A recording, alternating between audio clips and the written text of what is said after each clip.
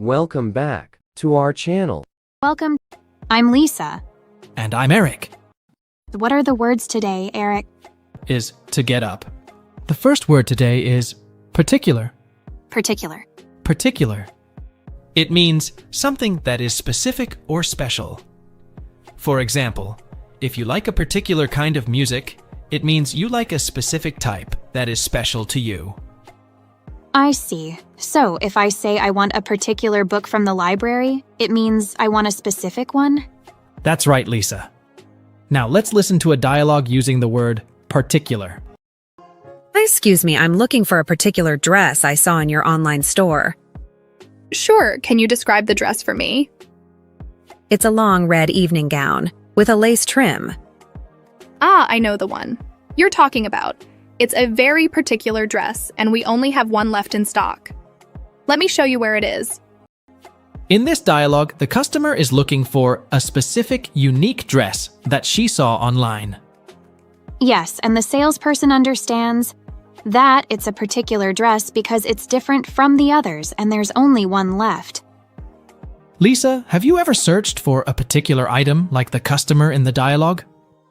Yes, I once spent weeks looking for a particular pair of shoes I saw in a magazine. I finally found them in a small boutique store. That's very interesting. It shows that when you have something specific in mind, you will try to find it. Exactly. And you feel happy when you find it because it's what you're particularly looking for. What about you, Eric? Have you ever looked for something particular? Yes, once I was looking for a special record for my collection. It took me months to find it, but it was worth it. That's so cool. It's amazing how much effort we make to find something, if it's particular to us. What is the next Absolutely. word, Eric? The next word is on purpose. On purpose. On purpose. On purpose means doing something intentionally, not by accident.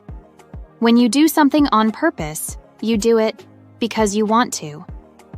For example, if you say, I didn't break the vase on purpose, it means it was an accident and not something you wanted to do. That's right. Now, let's have a sample dialogue using the phrase on purpose. John, did you push Sarah on purpose? No, Miss Smith. I accidentally pushed her when I was walking to my desk. Not on purpose. Okay, I understand. Please be more careful next time. It's okay, Miss Smith. I know. John didn't do it on purpose. In this dialogue, the teacher asks John if he has pushed Sarah on purpose. Yes, and John explains that it was an accident and not something he did on purpose. It's important to understand the difference between doing something on purpose and doing it by accident. Definitely. When you do something on purpose, you know what you're doing. Lisa, have you ever done something on purpose that you felt bad about? Yes, when I was younger, I once said something bad to my friend on purpose because I was angry. I felt bad about it, and later, I apologized. I think we've all done things on purpose that we wish we regret. It's important to think before we say or do something that can be misunderstood. I agree. What about you, Eric? Have you ever done something on purpose that had a positive outcome? Yes, I once surprised my mom by cleaning the whole house on purpose while she was out. She was so happy when she came home. That's so sweet. Doing something nice for someone on purpose could help them a lot. Let's explain the next word. Okay, Lisa, the next word is to encourage. To encourage. To encourage. To encourage means to give someone support, confidence, or hope. When you encourage someone, you help them feel better about themselves or a situation. For example, if your friend is nervous about a test, you might encourage them by saying, "You've studied hard.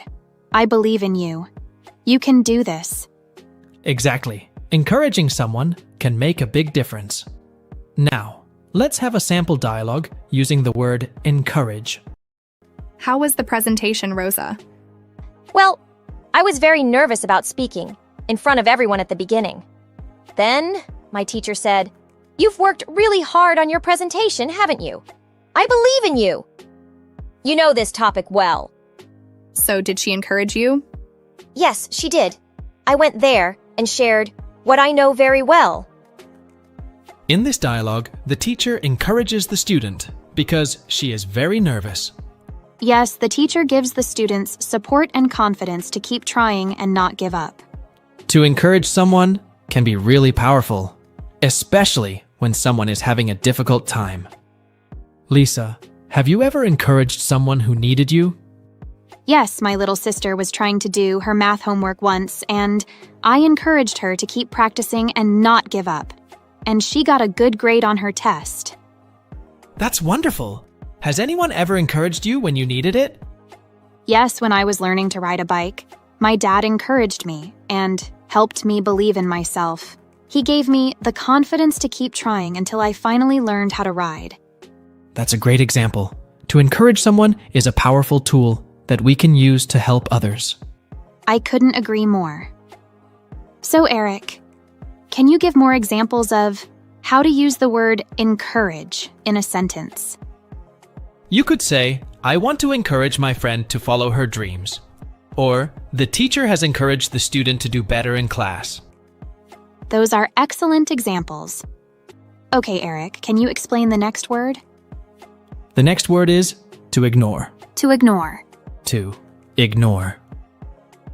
It means not paying attention to someone or something on purpose. So if my friend is talking to me and I don't listen, am I ignoring her? Yes, that's right. It's not a nice thing to do. Now, let's hear a dialogue using to ignore. Hey, John. Did you hear what I said? Sorry, Sarah. I ignored you because I was trying to study for my exam. Oh, I understand. I didn't realize you were studying. Thanks for understanding, Sarah. I didn't mean to be rude by ignoring you. In this dialogue, John ignores Sarah because he focuses on studying for his exam. Yes. And Sarah understands why John is ignoring her and doesn't take it personally. It's important to remember that ignoring someone can sometimes be rude, even if it's what you want to do. You made a good point, Eric.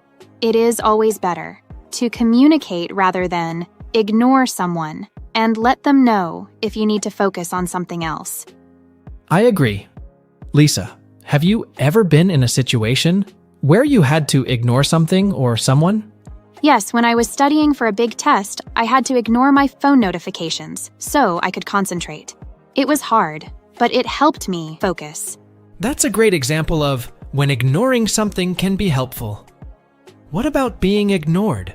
Has anyone ever ignored you, Lisa? Sure. Once, I was in a group and I tried to share my idea, but everyone ignored me. I didn't feel good. What did you do then? I waited for the right moment and tried again. This time, they listened and they liked my idea. Good for you, Lisa. And how should we react when someone ignores us? We should stay calm and try to find out why. Maybe they are busy or didn't hear us. That's a good approach. It's better to understand the situation before being upset. Exactly. I think we've talked about the word ignore enough. Let's explain our last word. The last word is to get up. To get up. To get up. To get up means to rise from a sitting or lying position. It's the opposite of sitting down or lying down. For example, when you wake up in the morning, you get out of bed to start your day. That's right. We get up every day, usually after sleeping or resting. Now, let's have a sample dialogue using the phrase to get up. John, it's time to get up. You'll be late for school. Okay, Mom. Just 5 more minutes, please. No, John, you need to get up now. Breakfast is ready, and you don't want to miss the bus. All right, I'm getting up. Thanks for waking me, Mom. In this dialogue, John's mom is telling him to get up because he needs to get ready for school.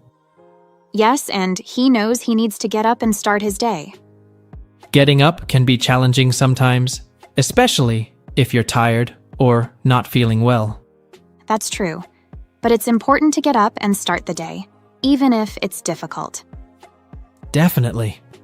So, Lisa, how else might someone use the phrase to get up in a sentence? You could say, I need to get up early tomorrow for a meeting, or my grandma needs help to get up from her chair. Those are excellent examples. What is the first word, Eric? The first word is to bother.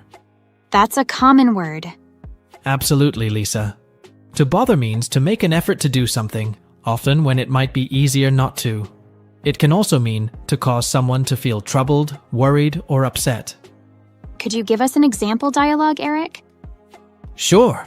Let's say you have a friend who's feeling sick and you want to check on them. You might say, I hope I'm not bothering you, but I just wanted to see how you're feeling. Oh, I see. In this case, bothering means making someone's life harder or more annoying. Exactly. And in another scenario, let's say, you have a lot of work to do, but your noisy neighbors are having a party. You might say, their loud music really bothers me when I'm trying to concentrate. So in that situation, bother means to annoy or disturb someone? Right on, Lisa. Do you think there are situations where bother can have a positive meaning? Good question. Well, what if you're at a party and you see someone sitting alone? You might go over and say, I hope I'm not bothering you, but would you like to join us? In that case, bothering means making an effort to include someone. Or another example, he didn't even bother to say goodbye. I see. So, to bother can also mean to show concern or care for someone. Exactly. It's all about context. So, let's look at our examples of dialogue. We will see the two meanings of to bother. Did Emily ever call you back about the party? No. She didn't bother to call me back. I guess she must be very angry. What's wrong, Emily? You look upset. It's nothing, just this message from my ex. It really bothers me that they keep contacting me. Well, they were useful examples. I hope our listeners have understood what to bother means. I agree, Lisa. Remember, listeners, don't hesitate to bother us with any questions you have. We're here to help you learn. Okay, let's move on to the next word. The next word is to be scared. To be scared. To be scared. To be scared. That's a common phrase, isn't it? Absolutely, Lisa. To be scared means to feel frightened or afraid about something. Can you give us an example of how to use this phrase? Sure. Let's say Sarah was scared when she saw the big dog. Oh no. There's a big dog over there.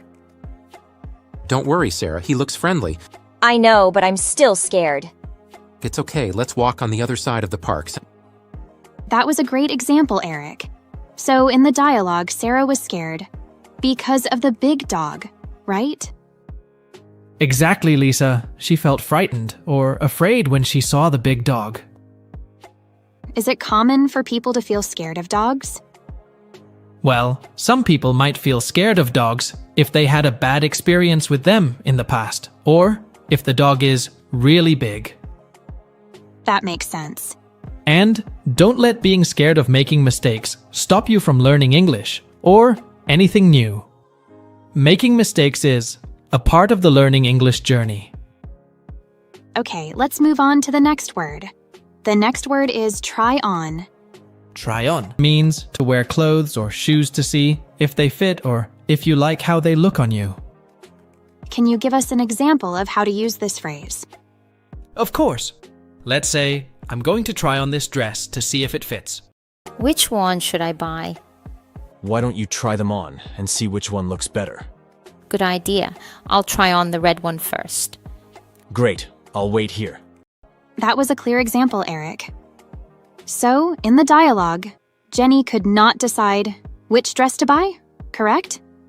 That's correct, Lisa. Liam offered her to try on both dresses to see which one fit her best. Is it common for people to try on clothes before buying them? Yes, Lisa. It's very common, especially when shopping for clothes. Trying on clothes helps you make sure they fit well and look good on you before you decide to buy them. that makes sense. So, Eric, have you ever tried on something and then decided not to buy it? Oh, definitely, Lisa. There have been times when I tried on a shirt or pants and then realized they didn't fit me properly, or it didn't look as good as I expected. I see. It's important to try on clothes before making a purchase to avoid any regrets later. Absolutely. Trying on clothes is a helpful way to make sure you're happy with your purchase. To try on is important when shopping for clothes to make sure they fit and look good. That's right, Lisa. And don't forget to try on clothes before buying them. Okay, let's move on to our next word. The next word is according to. According to. According to. It's a phrase we use when we want to say that something is stated by someone or found in a particular source. For example, if I read a fact in a book, I can say, according to this book, elephants are the largest land animals. That's a clear explanation, Eric. Shall we try an example dialogue using according to? Yes, Lisa, it's coming. According to the textbook, the Earth revolves around the sun. That's correct, Mark. According to scientists, that's how our solar system works. So in the dialogue, Mark used according to show where the information in the textbook came from, right? Exactly, Lisa. He was referring to the textbook as the source of information about how the Earth and the sun interact.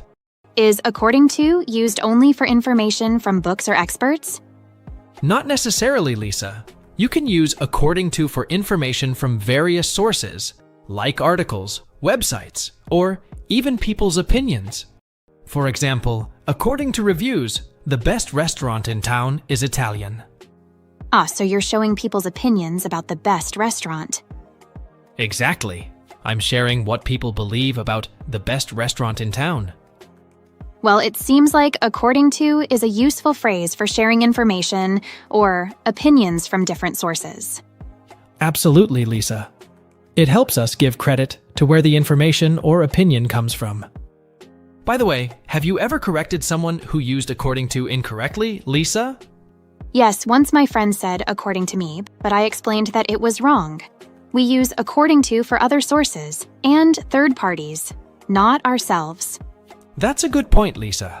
We use I think or I believe to express our opinions. If we get information or opinions from a third party, we can use according to. So, as you said, we cannot use it according to you or me. Thank you for this important detail, Eric. Let's move on to our last word. Okay, Lisa. Our last word is to eat like a horse. This is an idiom that means someone eats a lot of food or has a big appetite. For example, you might say, my brother eats like a horse. He can finish a whole pizza by himself. Yes, it's a way to describe someone who eats a large amount of food, just like a horse, which is known for eating a lot. Here's a sample dialogue using the idiom to eat like a horse. Wow, look at Alex go! He's already on his third hamburger. Yeah, he really eats like a horse. I don't know where he puts it all. I guess he must have a high metabolism or something. Either that or he's actually a horse. That was a fun example. In this dialogue, Sarah and David watch their friend Alex, who is eating a lot of food at the picnic. They use the idiom to eat like a horse to describe Alex's big appetite and comment on how much he's eating. Sarah suggests that Alex might have a high metabolism, which could explain why he can eat so much without gaining weight. David jokes that Alex may actually be a horse in disguise, playing on the literal meaning of the idiom. Eric, do you know anyone who eats like a horse? Actually, I do. My uncle always amazes me with how much he can eat at family dinners. Really? What's the most you've ever seen him eat? One time, he ate a whole turkey by himself. I couldn't believe it. Wow, that's impressive. I don't think I could ever eat that much in one sitting. By the way, remember, listeners, it's best to use this phrase with close friends or family. This is a funny way to make a joke about someone's big stomach. Good advice. Remember, to eat like a horse is just a playful expression about eating a lot. Try using it in a friendly situation. It adds a bit of fun to the conversation. Yes, it's a fun way to talk about someone's eating habits. And if you do happen to eat like a horse sometimes, just make sure you're not doing it all the time, or you might end up feeling a bit uncomfortable. Good point, Eric. Balance is key, even for those with big appetites. Okay, Eric, what are the words today? The first word today is permission. Then we will continue with to be allowed and skill. Then to be fed up. And the final one is hit the jackpot. Okay, let's move on to our first word, Eric. The first word today is permission. Permission. Permission. Permission, that sounds important. Can you explain what it means? Certainly, Lisa. When someone tells you, yes, you can do it, it means you have permission to do it. Can you give us some examples, Eric? Of course.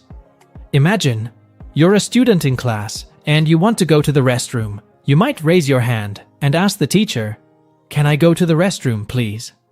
Oh, I understand. So, permission is when someone says it's okay for you to do something. Exactly, Lisa. And in another scenario, let's say you want to borrow your friend's book. You might say, "Do you mind if I borrow your book?" And your friend might reply, "Sure, you have my permission." So in that case, permission is giving someone the right to do something. That's correct. Let's have a look at our example dialogue. Hey, Jenny, can I fly my drone here? I'm not sure. Let me ask the park ranger for permission. Yes, you have permission to fly your drone here, as long as you follow the park's regulations. It's great, Sam. It's always best to get permission first. Do you think there are situations where permission can be important? Absolutely, Lisa. For example, when we're children, we need our parents' permission to go out or do certain activities. And even as adults, we sometimes need permission from our bosses or other people who are responsible for doing some things. I see. So permission helps to understand that things are done safely and responsibly. Exactly. And sometimes, if we don't ask for permission, we could get into trouble or upset someone. True. Asking for permission can avoid problems. All right, Lisa, let's dive into our next word. It's to be allowed. To be allowed. To be allowed. That sounds like it's related to permission. Can you explain it to us, Eric? Sure, Lisa. To be allowed means to have permission, or something means to have the right to do it. I see. So it's about having the okay to do something, isn't it? Sure thing. Imagine you're a student in class and you want to use your phone. You might ask the teacher, "Am I allowed to use my phone during class?" Oh, I get it now. So, to be allowed is when someone says, it's okay for you to do something. Exactly, Lisa. In another scenario, let's say you're visiting a museum and you see a sign that says, "No photography allowed." That means you can't take photos inside the museum. So in that case, to be allowed means having the right or permission to do something. That's correct. It's all about having the right or green light to do a certain action. Hey Sarah, are we allowed to bring outside food into the theater? I'm not sure, Tom. Let me check the theater's policy. Excuse me. Are we allowed to bring outside food into the theater? I'm sorry, outside food and drinks are not allowed inside the theater. It's a very good example. So, do you think there are situations where to be allowed is important? Absolutely, Lisa. For instance, when driving, you need to be allowed to park in certain areas to avoid getting a ticket. Or when entering a building, you need to be allowed access by showing your ID. I see. So to be allowed helps us understand that we have the right to do something in different situations. Yes, Lisa, it's important to know the rules and follow them to ensure everything goes well. And remember, listeners, always make sure you're allowed before taking action. The next word is skill. Skill? Skill. Skill. That's an interesting word. It means the ability to do something well. Skills can be learned or improved with practice. And everyone has different skills. Let's use it in a dialogue. Imagine two friends talking at school. I heard you're really good at playing the guitar. Thanks. I've been practicing a lot. It's a skill I really enjoy improving. I wish I had a musical skill like you. I'm better at sports, I guess. That's cool. Every skill is important. Maybe you can teach me something about sports and I can teach you the guitar. That's a great dialogue, Eric. It shows how skills can be different for everyone. And we can share and learn from each other. Right, Lisa.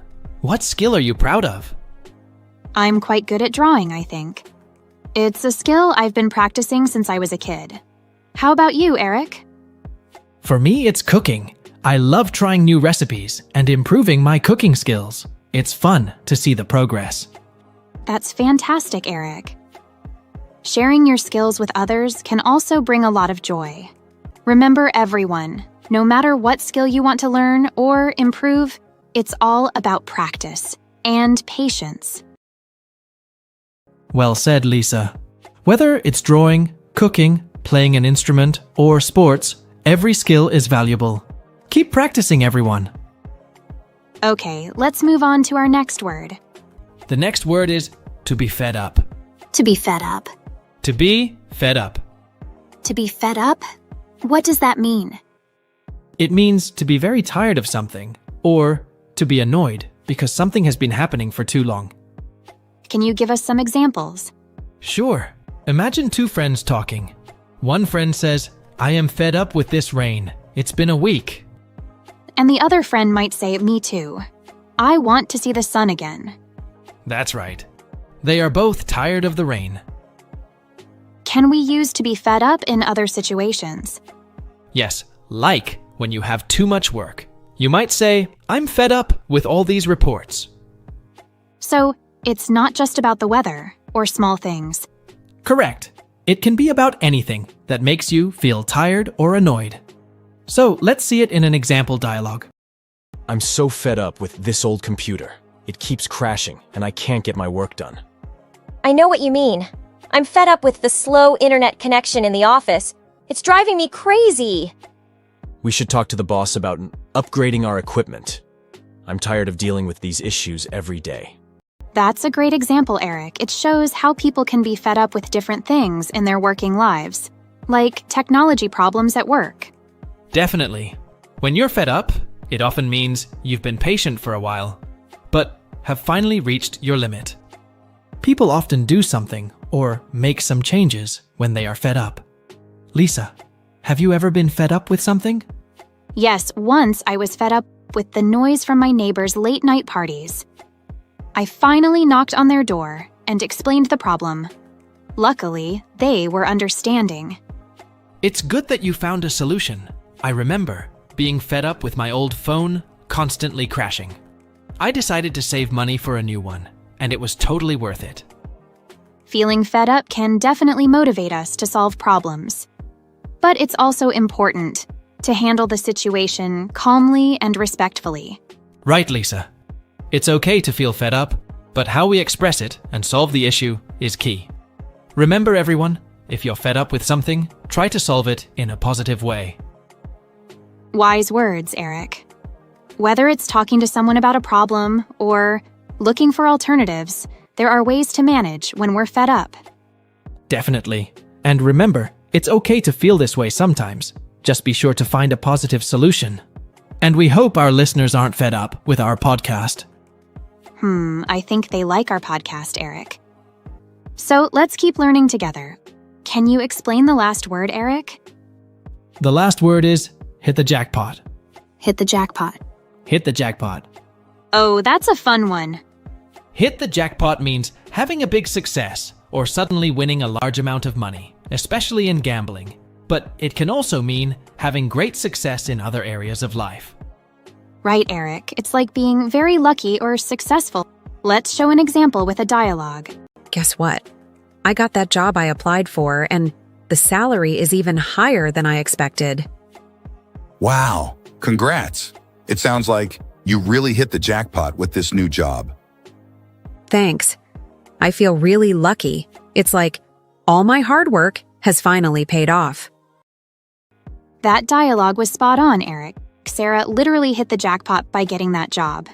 Yes, Lisa. Hit the jackpot can also be used in many other situations. For example, it can show you have achieved your dream success as well. Great point, Eric. Have you ever felt like you hit the jackpot? Yes, when I was accepted into my university, I was like, hit the jackpot. It was my first choice and I couldn't believe my luck. What about you, Lisa? I felt that way when I had my dog. She's brought so much joy into my life, truly like, I hit the jackpot.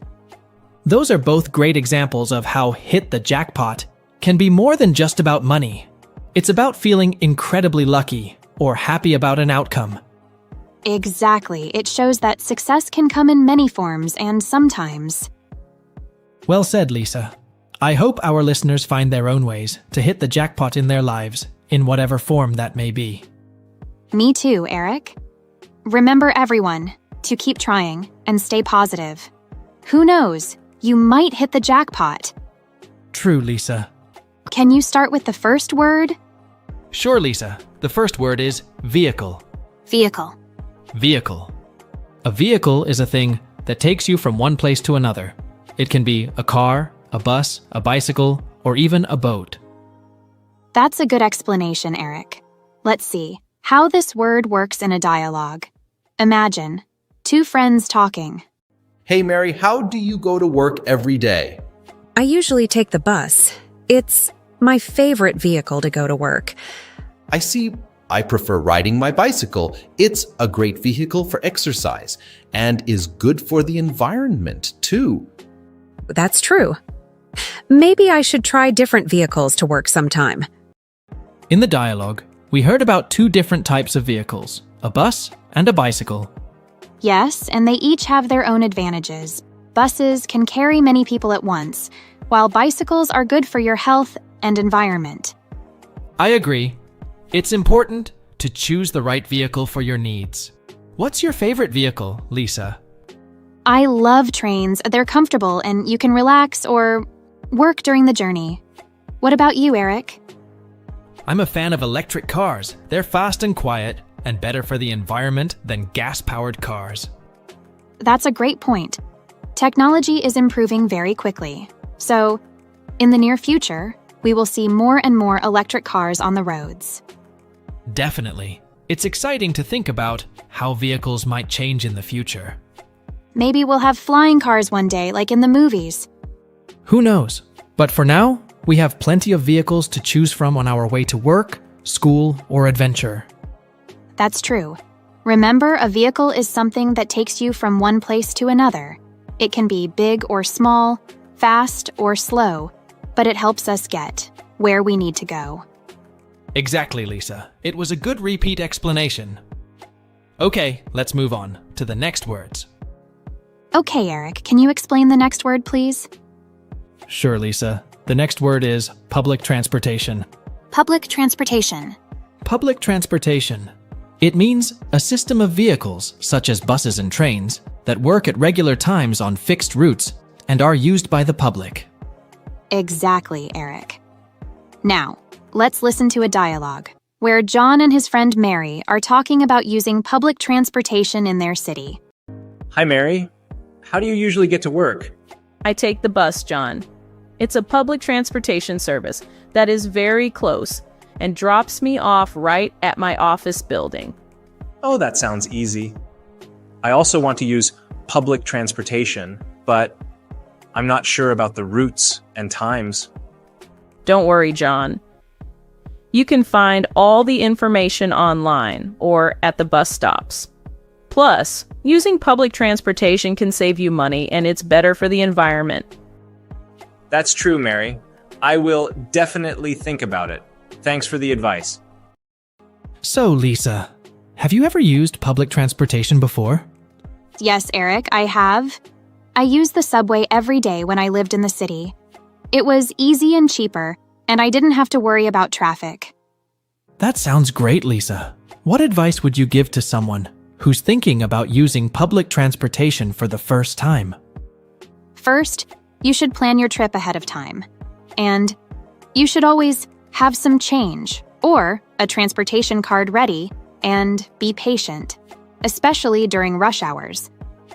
Those are very good tips, Lisa. I think using public transportation can be a great way to explore a city too, don't you think?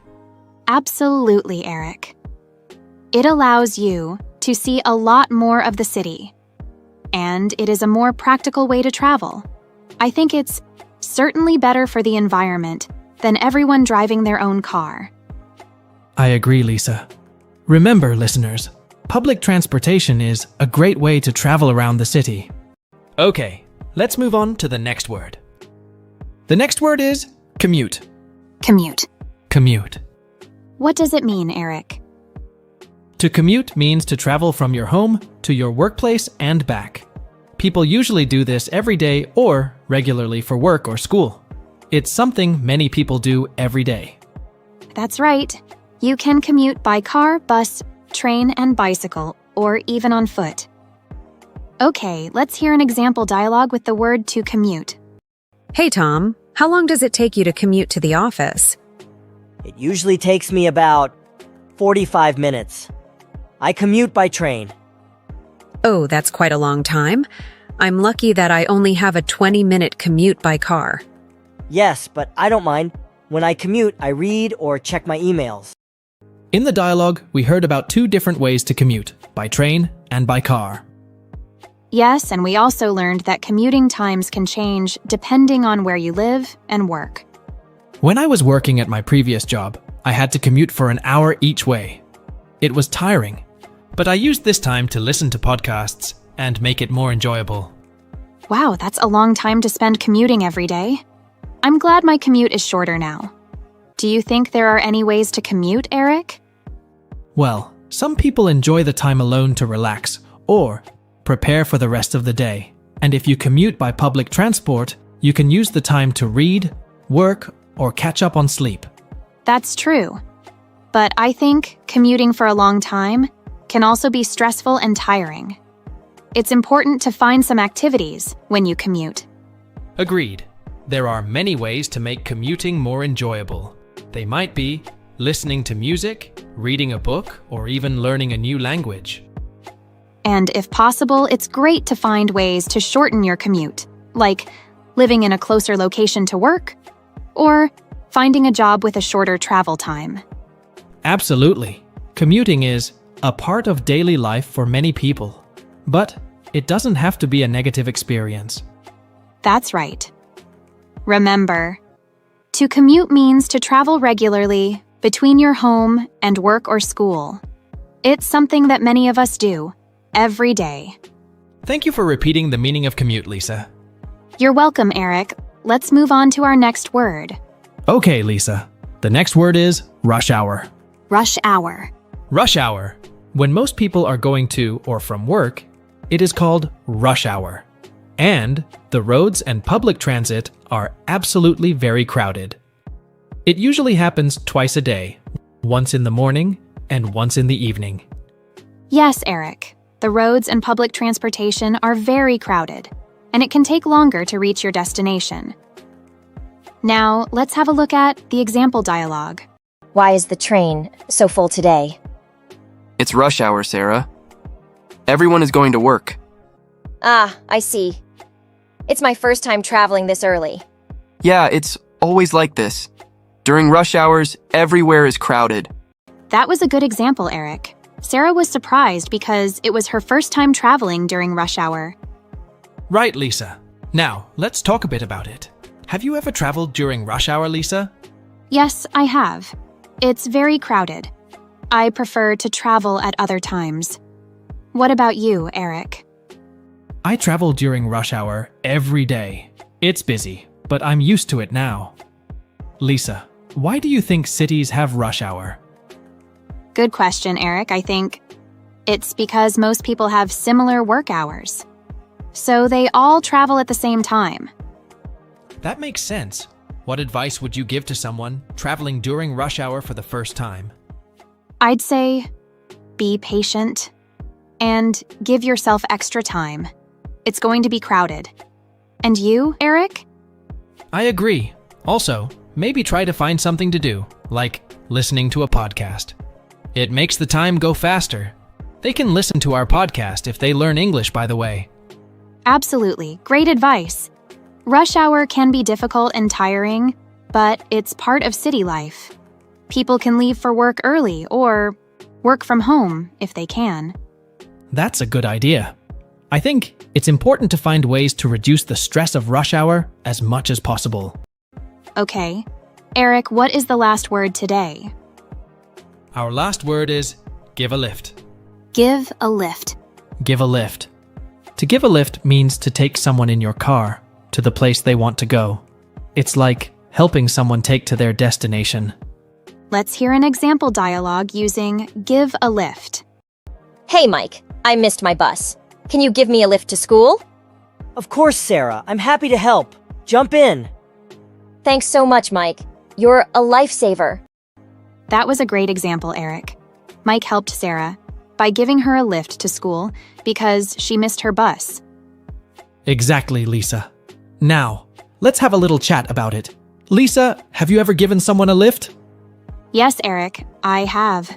Last week, my friend's car broke down, so I gave her a lift to work. What about you? Oh, many times. I remember once giving a lift to a friend who was late for an interview. He was so grateful.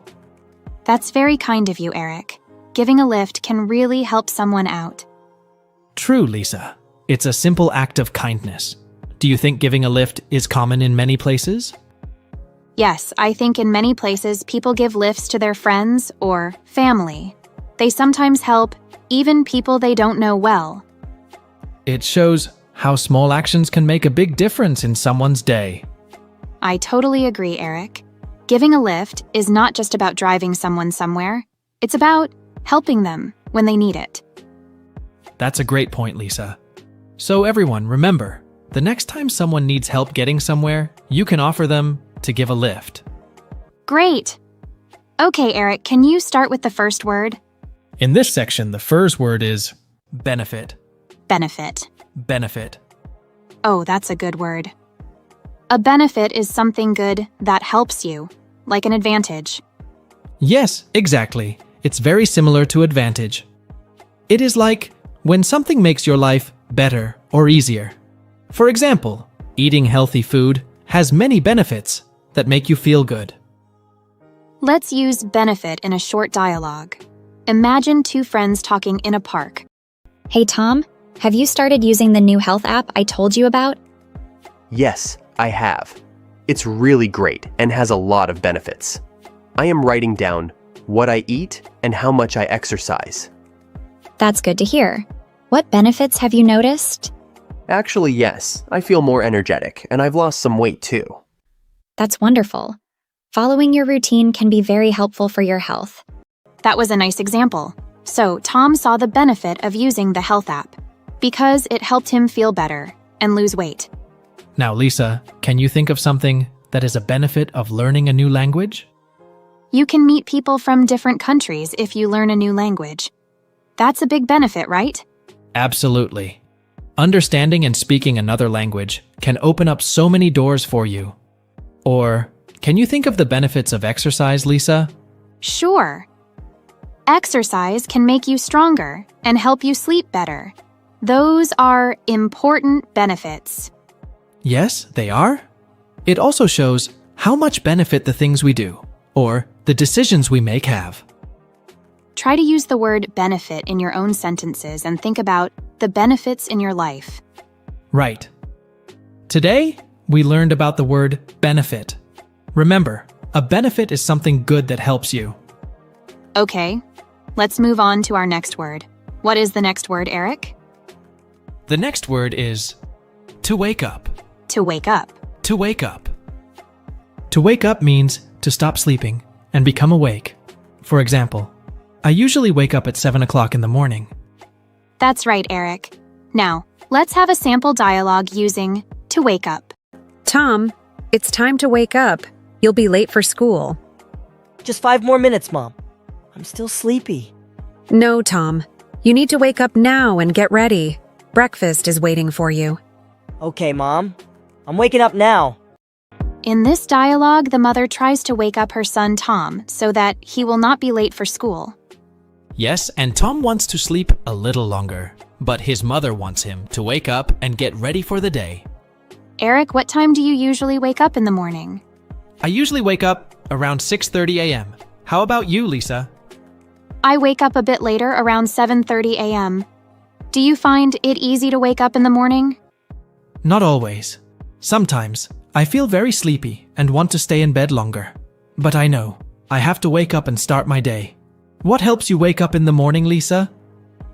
I find it very useful to set an alarm and put my phone away from my bed.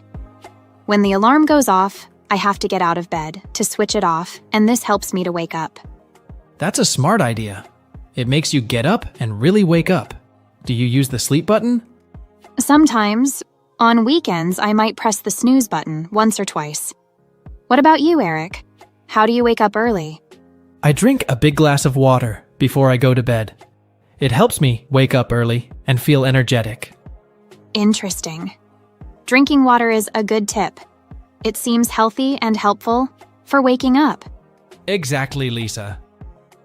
Okay, we learned that waking up is a very simple but important part of our day, and there are many different ways to do it. Right, Eric.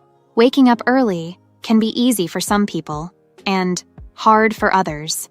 But it's important to find which ways are best for you. Well said, Lisa.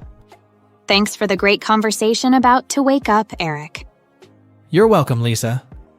Now, let's move on to the next word. The next word is to discuss. To discuss. To discuss. Great word, Eric. To discuss is a verb that means it's a way to share your ideas about something. Exactly, Lisa. Now, let's give our listeners an example dialogue to help them understand how to use to discuss in a conversation. Sounds good. Here's a sample dialogue between two friends. Hi, Sarah. Do you have a minute to discuss our plans for the weekend? Sure, John. What ideas do you have in mind? I was thinking we could have a barbecue in the park. What do you think? That sounds great. Let's discuss the details and make a list of what we need. That was a perfect example. What do you like to discuss with your friends, Eric? I love to discuss movies. Talking about the story and the characters is always fun. How about you, Lisa? I enjoy discussing books. It's interesting to share opinions on different stories. Eric, why is it important to discuss things with others? Great question, Lisa. It's important to discuss it because it helps us understand different opinions, and it can also teach us new things. What do you think, Lisa? I agree, Eric. Discussing also makes our relationship strong. It's a way to connect with other people by talking and listening. Eric, can you think of any other situations where people might need to discuss something? Well, students often discuss their homework or projects with classmates. Families might discuss their weekend plans or household chores.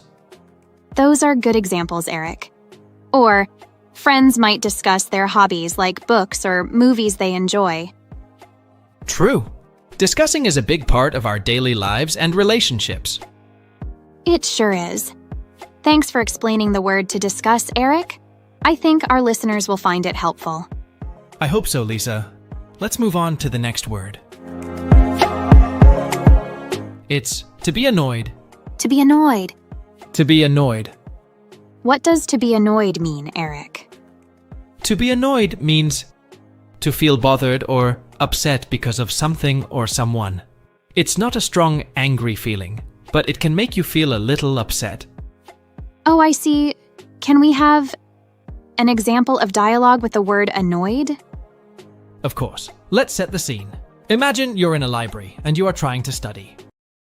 Why are you talking so loudly? It makes me really annoyed. I'm trying to study here. Oh, I didn't realize I was being loud. Sorry about that. It's fine, but it was really annoying. That was a good example. Alice was trying to study and Bob was talking loudly. Alice felt annoyed because it was hard for her to study. Exactly, Lisa. What about you? do you sometimes feel annoyed? Yes, sometimes when I'm reading and there is a lot of noise, I feel annoyed. What about you, Eric? Same here. I get annoyed when I'm trying to work and my cat jumps on my desk and blocks my computer screen. That sounds cute, but annoying at the same time. Yes, it is. So, annoyed is used to express that something or someone is making us feel slightly upset or irritated. Also, it's not just about what others do. Situations can make us feel annoyed too. Correct. It's important to express anger calmly and politely, as Alice did in our example. Definitely. Well, that's all for today's word, to be annoyed. Thanks for explaining, Eric. No problem, Lisa. Thank you all for listening. Remember, feeling annoyed is normal, but how we handle it makes a difference. Let's move on to our last word. What is the last word, Eric? The last word is to be confused. To be confused. To be confused. To be confused means to be unsure or unclear about something. When you are confused, you don't fully understand what is happening or what someone is saying. That's right, Eric. For example, you might say, I'm confused about the directions to the park. Here's a sample dialogue using to be confused. Hey, Mary, what would you like to order? I'm confused by the menu. There are so many options. What do you recommend? Yes, it makes me confused as well, but I know what I will eat. The spaghetti carbonara is my favorite. That sounds good. I think I'll try that. Thanks for helping me decide. That's a great example, Lisa. It shows how someone can be confused when there are too many choices. Definitely. It's common to feel confused in situations like that. Hey, Eric, have you ever been confused by something recently? Actually, yes. I was trying to set up my new phone yesterday, and I got really confused by all the different settings and options. Oh, I know what you mean. Technology can be so confusing sometimes. What did you do? I asked my friend for help. She's really good with technology and explained things to me clearly. That's a great solution. Asking someone for help is always a good idea when you're confused about something. Absolutely. It's okay to say when you don't understand something and ask for help. I couldn't agree more. Thanks for sharing your example, Eric. No problem, Lisa. In this section, the first word is equal. It means something is the same in quantity, size, degree, or value as something else. That's a great definition. Let's make it clearer with an example dialogue. Imagine two students are comparing their test scores. Hey Jane, how did you do on the math test? I got 85 out of 100. What about you? I got the same score. Our scores are equal. That's great. We both studied hard, so it's nice to see we got equal scores. This dialogue shows Sam and Jane having test scores that are the same, so they are equal. Eric, can you think of a time when being equal is really important? Sure, Lisa. In sports, it's important for teams to have an equal number of players to make the game fair. What about you, Lisa? Can you think of another situation where equal matters? Yes, in sharing food or treats. It's nice when everyone gets an equal portion, so no one feels left out. It makes everyone feel treated fairly. That's true, Lisa. Equal is a word we often use when talking about fairness and justice too, like when everyone has equal rights and opportunities. Exactly, Eric. Do you think everyone has an equal opportunity to learn a new language? Good question. I think everyone should have an equal opportunity. But sometimes that doesn't happen because of different problems. That's why we're here, trying to explain English in a simple way, so that many people can learn and improve it freely. Well said, Eric. We're very interested in making sure that everyone has an equal chance to learn. I hope that our podcast makes people feel motivated and helped.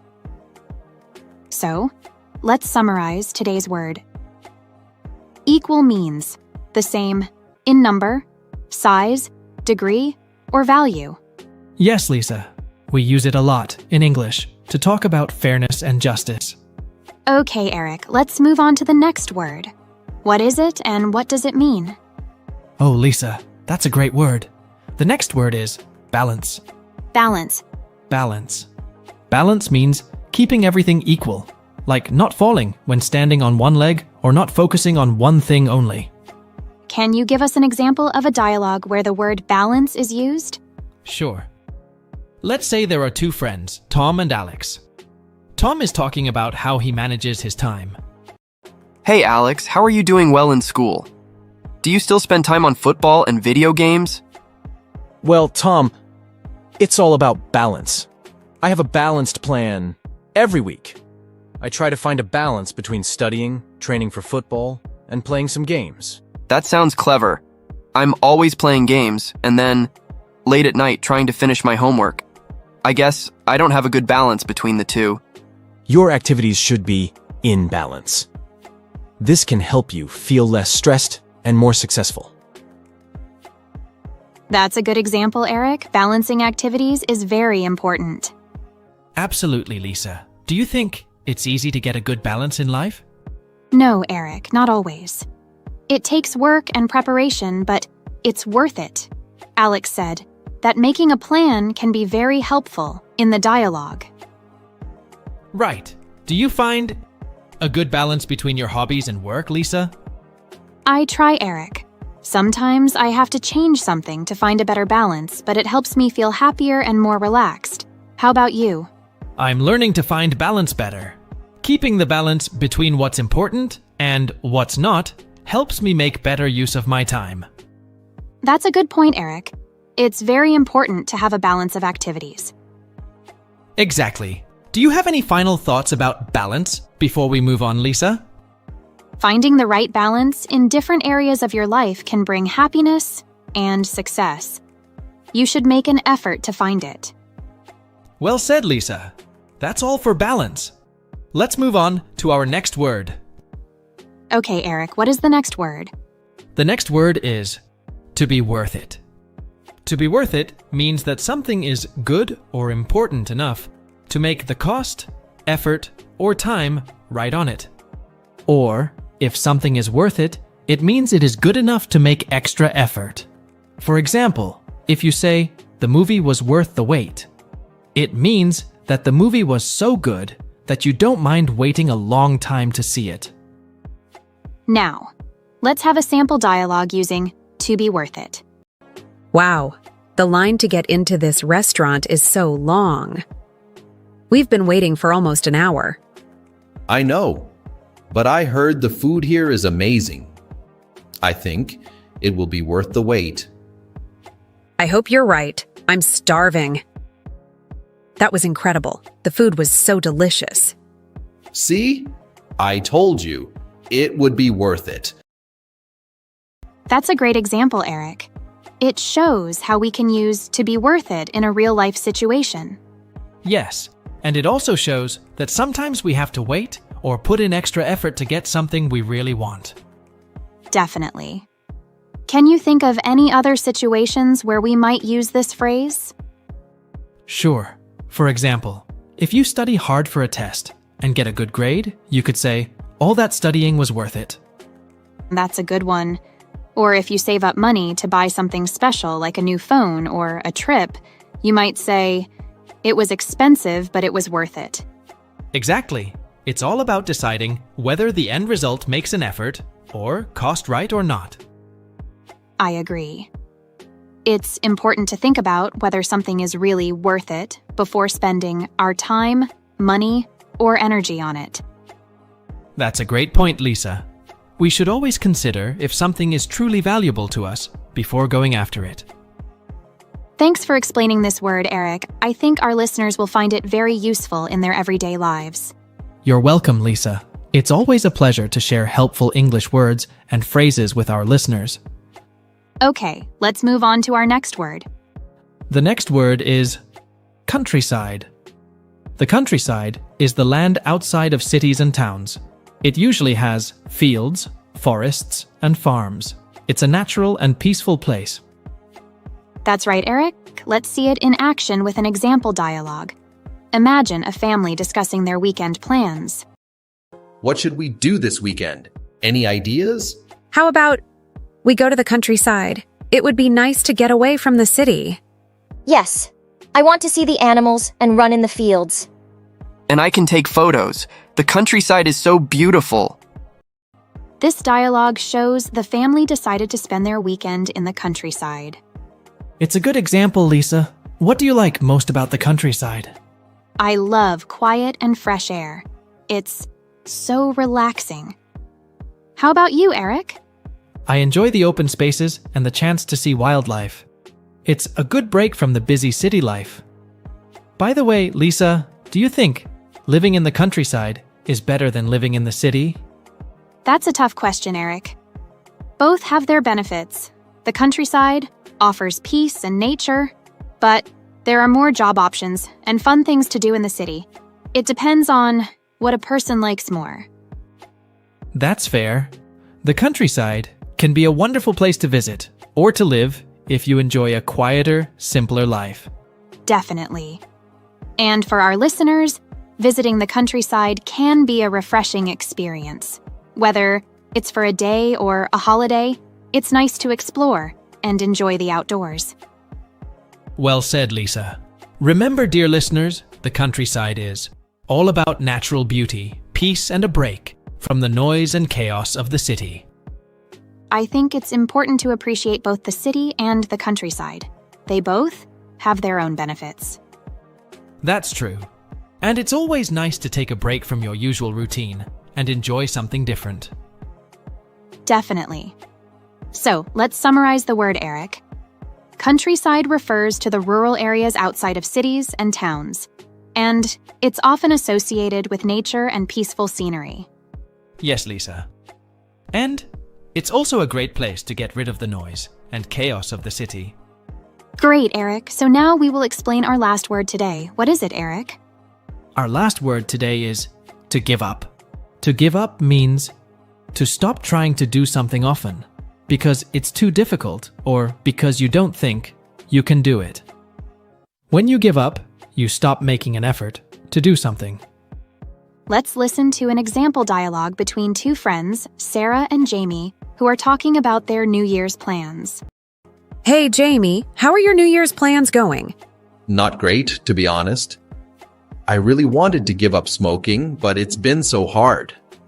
I understand. Stopping smoking is really tough, but don't give up just yet. Think about all the benefits of giving up smoking. You'll feel healthier, you'll save money, and you'll be proud of yourself for making your plans for the next year. You're right. Maybe I just need to try a different way to give it up. In this dialogue, Jamie is trying to give up smoking on his New Year's plan. Yes, but Sarah supports him not to stop trying to give up smoking. Giving up is not always a bad thing. Sometimes it's better to understand that something isn't working and give up. For example, when I realized I couldn't win the game, I decided to give up and try again next time. That's true. But it's also important to keep going and not give up too quickly. Absolutely. Do you have any tips for our listeners on how to stay motivated and not give up, Lisa? Yes, I do. One thing that helps me is to set small goals for myself. That way, I can feel motivated to keep going. That's a great idea. I also find it helpful to tell friends and family about my goals. They can provide support and encouragement when I need it. Definitely, Eric. So, let's summarize the word, Eric. To give up means to stop trying to do something often because it's too difficult or because you don't think you can do it. Yes, Lisa. It's important to remember that giving up is not always a bad thing. Sometimes you just need to keep going. Okay, listeners. We hope you enjoyed our explanation of the English language and added new words to your vocabulary. Remember, language learning is a journey, not a race. So, take your time and enjoy each step. Join us again next time for more words, dialogues, and fun discussions. Until then, Keep practicing, stay curious, and goodbye from all of us here. Bye-bye.